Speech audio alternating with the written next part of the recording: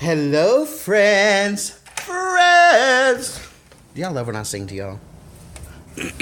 Stephen Talbot here, of course, and today is Friday, January the 5th, 2018, and it is my pleasure to be recording this video here with you today. Okay. So I'm going to start a new series. Don't you guys love when I start a new series? Even though some of them I don't follow through on, I know that, so don't get your panties all in a wad. So this new series is going to coincide with New Year, New You, okay? And so over the next 7 days, we are going to be unpacking and what do you call it when you take something apart? We are going to be unpacking some 7 tips, 7 big, huge, life-changing, life-altering tips that you can use to accomplish everything that you ever wanted to accomplish in your life and in 2018. So, I can't take credit for this. Actually, the one I'm going to talk about today specifically is pledging. Pledging. Okay?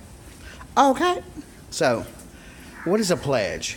Do you guys remember taking pledges in high school? Like, I think I remember taking like a sex pledge, like you won't have sex, and a say no to drugs pledge, that you won't do drugs. There is a reason, a scientifically proven and psychological reason why school systems and educators ask students to take pledges. And you can probably guess what that reason is. Put simply, it's because it works. On a psychological level, pledging, or, verbally, whether it's verbally or written is better. It's a simple statement. I pledge to XYZ. You know what I'm saying? You know what I'm saying? So, the first tip for accomplishing everything that you wanted to accomplish in 2018, and the first tip that I have for you to reach all of your goals is to pledge. And before I get into some more details about pledging, let me just back up really quick. Did you know that 80% of people who make New Year's resolutions and who make new goals at the beginning of the year completely abandon them within the first 2 weeks? Now, that figure... Now, first of all, I am in agreement that how the hell did they figure shit like this out? I mean, how many people did they survey?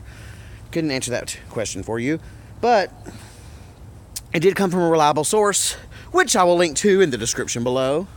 So, 80% of people who set New Year's resolutions... hold please. So, I don't want these to fall off. So, 80% of people who set New Year's resolutions abandon them completely within the first 2 weeks. So, your gym memberships and your people who want to work out more and who want to stay up or wake up earlier, and the people who want to do all these things, spend more time with their kids and eat healthier and start juicing and blah, blah, blah. 80% of you guys, myself included, will abandon those goals, those dreams, within the first 2 weeks after the new year, which is pretty crazy, right? Okay, let's go a step further.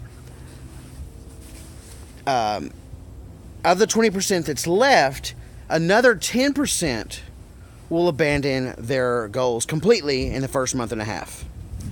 Okay, first 90 days. Which is astounding. So if you think about it, we're talking about 90% of every person in the whole world, I guess, statistically speaking. They surveyed enough people for it to be statistically significant. So a full 90% of people who set New Year's resolutions and who set goals at the beginning of the year completely abandon them within the first 90 days after the new year starts, which is pretty crazy, right? The other thing about this I was going to mention is, The other thing too is that, as you guys know, and as I've preached about many times before, it's about more than setting a goal. You have to have an action plan. You have to break down goals into smaller chunks that are achievable, obtainable, smart, specific, and all that. You also have to sort of look at, here's another statistic. More than half of people who set New Year's resolutions and goals for the new year have the exact same ones, or their goals are ones that have been set in previous years. And it even the survey even went so far as to say not only were some of the goals, but in general it's all of the goals. So every goal I have this year is the same goal I had last year. So let's take that. Let's dissect that for a second. So basically what we're saying is, if I'm a person, if I'm, as part of the statistic for the majority of people in the world, or in the United States, I think it was, you know what they say, like, and it's a person who is insane is someone who keeps doing the same thing over and over again, expecting different results, right? So let's say that I set the same goal every year, year after year after year. I pledge to lose weight, and I pledge to start eating right, and I pledge to, do strength training, and I pledge to run a marathon, and I pledge this and pledge that. Now, it's one thing if your goal this year stacks on top of one next year. Let's say you decided to lose 50 pounds last year, which falls under the broader goal of losing weight, right? And this year you accomplished that, and now you want to lose even more weight. I'm not talking about those people. I'm talking about people who just didn't accomplish the goal to begin with, and so they set the same goal again and again and again, year after year. It's like we're just pedaling in motion and we're going nowhere. So wouldn't it be smart of us to sort of ask ourselves why that is? And so if you think about the reasons why we do those things, there are a few things that come to my mind, at least. One is we're not setting ourselves up for success. So, we want to lose 20 pounds. We want to lose 50 pounds. We want to spend more time with our kids. We want to go on more vacations. All of these things. Why are we not reaching these goals? Why are we abandoning the goals within the first 2 weeks after the new year, or the first 90 days after the new year, or the first 6 months? Why aren't we accomplishing these goals that we set out to achieve? And I think that the reason why is because a goal in itself does nothing. Think about there, for any goal that you could ever imagine in the entire world, there is an abundance of information on the internet about that goal, about how to achieve that goal. So if information itself was the answer, if information itself could help us achieve our goals, then everybody in the world would be a millionaire and would have six-pack abs, right? So it's not a lack of information.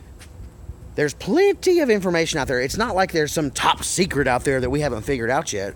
It's not that. There are tons and tons of information about how to achieve every goal. You have to do this in the XYZ. The fact is that we don't take action and we don't follow through with the goals that we set out to achieve, right? So information is not an issue.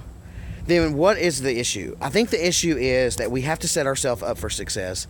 We have to change our environment. We have to change our surroundings. We have to be around people who inspire us, people who motivate us. We have to play up and not play down. We have to surround ourselves with positive people. We have to find people in our lives that are going to hold us accountable. One way to do that, for example, is if you're on Google Plus or you're on Facebook, you could and to go back to pledging. Pledging is a simple statement. This year, I pledge to XYZ. And it doesn't have to be 20 of them or 30 or 50 or 70 or whatever. It can just be one major thing that you want to work on. I think a great way that social media can sort of mitigate us failing our goals is by providing us a social network of people who can be there for us and who can hold us accountable. So, I took this, and I can't remember the guy's name or the name of the podcast right off the top of my head, but I will leave it in the description below. Where I heard this from, social media is a great way to make pledges and to ask our friends and ask our social networks to hold us accountable. This year I pledged to XYZ. Just bluntly ask them, will some of you hold me accountable and check in on me every few weeks? I guarantee you there are people who would be more than happy. If nothing else, there are people who are bored just sitting at home not doing shit, who love to see people fail, who will hold you accountable. And that's okay. Let's get what we can out of people like that. I know that sounds awful, but, Whether they're positive or negative people, there are people out there who will be more than happy to help hold you accountable. In my case, I have a friend, I have family members. My aunt, Linda, is great at this. My friend Keeney is the best at this. She asks me all the time, you know, did you work out today? And I try to do that for her. And actually, me recording this video today makes me realize that I'm probably not doing her any favors lately, and I should. And I think here's the reason. I think after so many days of saying, girl, did you go exercising today? You kind of feel like you get to a point where you feel like you're nagging. Or if multiple days in a row have come and gone and the person has not taken any action, you're just like, well, fuck it then. They're not trying. I'm not going to try either. And that's not the case with her. I'm just giving you an example. So me recording this video made me realize that I'm not really doing her any favors because I haven't really checked in on her in a while. So I'm actually, after I get done with this video, I'm actually going to do that. I'm actually going to reach out and say, hey, I know it's a new year. I haven't really checked in with you as far as your goals and your fitness goals and your wellness goals and your eating and your juicing and all of that. So, you know, I know you asked me to hold you accountable. So I just wanted to say, hey, when's the last time you exercised? And I would really appreciate that you get back on the bandwagon and do that for me as well. But if you don't have a friend like that, like sort of a buddy, plus she's moving from Tampa back to Nashville, so she'll be even closer to me. So I'm sure we'll become like workout buddies and stuff. So it's going to be great. But to jumpstart yourself, if you don't have a buddy like that, then I suggest you utilize social media. So tip number 1, just to recap really quickly, in achieving all of your goals and achieving all of the successes that you want to achieve in 2018 is P for pledge. Make a pledge to yourself. Find people to hold you accountable. Use the information that's out there. Create an action plan and get to work. So with that, I will bid you guys farewell. I've been going for about 12 minutes. Thank you so much for watching my channel. I really appreciate it. If you're not subscribed, please hit the big red subscribe button. If you like this video in particular, give me a thumbs up. And of course, if you have any questions, comments, suggestions, concerns, or if you think I'm cute, please let me know in the comments below. And as always, until next time, enjoy yourself.